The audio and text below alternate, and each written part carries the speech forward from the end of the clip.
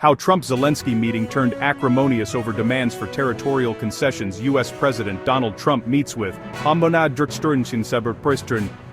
President Donald Trump's working lunch with his Ukrainian counterpart Volodymyr Zelensky on Friday turned acrimonious when the U.S. leader insisted Ukraine make territorial concessions to Russia to end the war, according to European officials briefed on the meeting. Trump, who would later endorse a freeze in current battle lines as part of a peace settlement, grew frustrated and raised his voice multiple times, the officials said. The episode was the latest chapter in the fraught relationship between the two men, and amounted to another shift in Trump's approach to how the war will be settled. Last month, after meeting Zelensky in New York, Trump claimed Ukraine might be able to regain all its territory lost to Russia. But now Trump is preparing for another high-stakes meeting with Russian President Vladimir Putin, this time in Budapest. It was after a call with the Russian leader on the eve of the Zelensky meeting that Trump again insisted Kyiv must give up swaths of land for the conflict to end. Trump shrugged off the apparent reversal on Monday. "I never said they would win it. I said they could win," he said of Ukraine at the White House, where he was meeting the Prime Minister of Australia. Anything could happen. You know, war is a very strange thing. A lot of bad things happen, a lot of good things happen. He said he still believed Ukraine could win, but that he didn't think it would.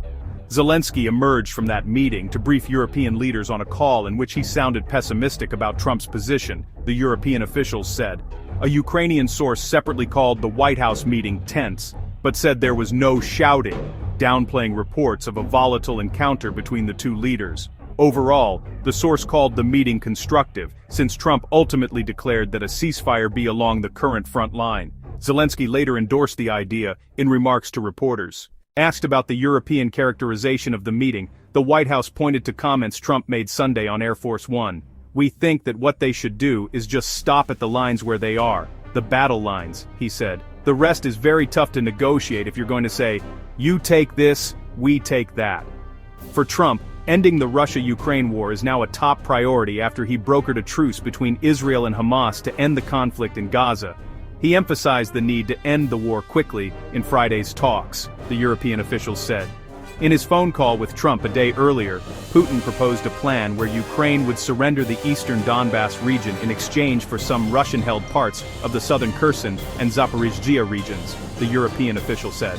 The proposal, which the officials characterized as a slightly less sweeping demand than what Putin raised during his August summit with Trump in Alaska, would still amount to a major loss of territory for Ukraine. Trump later arrived at the position of ending the war along the current battle lines. Trump on Sunday denied he asked Zelensky to concede the entire Donbass region, which Ukraine views as strategically important. "It's cut up right now. I think 78% of the land is already taken by Russia," he said on Air Force One. "They should stop right now at the battle lines. Go home, stop killing people and be done." On Monday, Trump told reporters he had asked Putin during their phone call to stop attacks on civilian areas, but went on to talk about how many soldiers are dying. Several people familiar had previously told CNN that last week's Trump-Zelensky meeting was tense, frank and, at times, uncomfortable, with the two leaders split over the future of the war.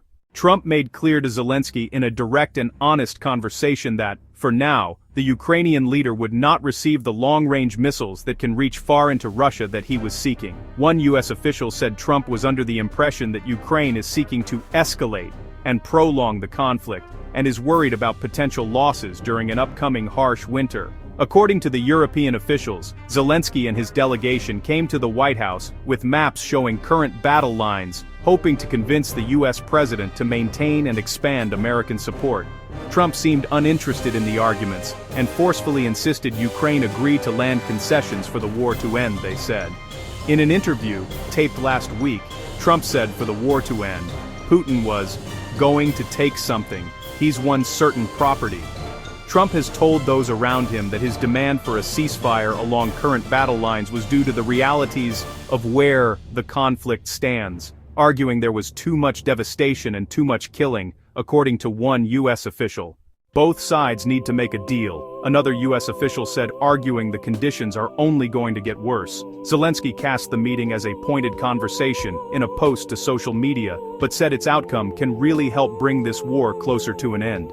For more updates, please subscribe the channel and hit the like button. Thanks.